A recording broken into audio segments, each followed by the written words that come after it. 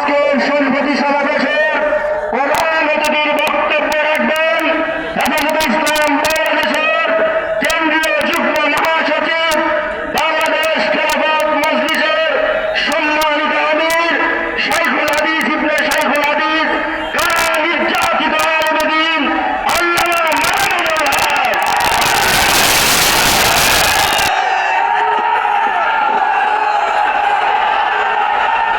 আসসালামু আলাইকুম ওয়া রাহমাতুল্লাহ।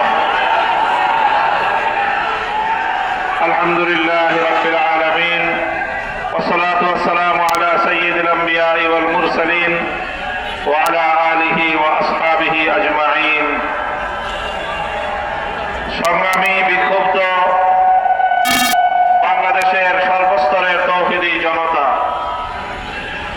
বিগত দশকের পর দশক যাবৎ এবং বিশেষ করে গত 1.5 বছর যাবৎ জায়নবাদী ইসরায়েলি হায়না গোষ্ঠী যেভাবে ফিলিস্তিনের উপর এবং বিশেষ করে ফিলিস্তিনের গাজা উপত্যকার উপর বর্বর গণহত্যা চালাচ্ছে, পৃথিবীর ইতিহাসে এই ধরনের বর্বরতা নজিরবিহীন।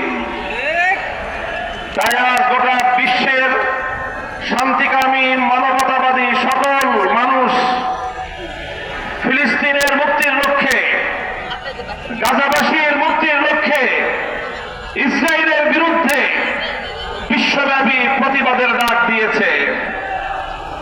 খোদ আজ ইসরায়েলের প্রধান পৃষ্ঠপোষক, ইসরায়েলের মদতদাতা এবং ইসরায়েলের মুখ্য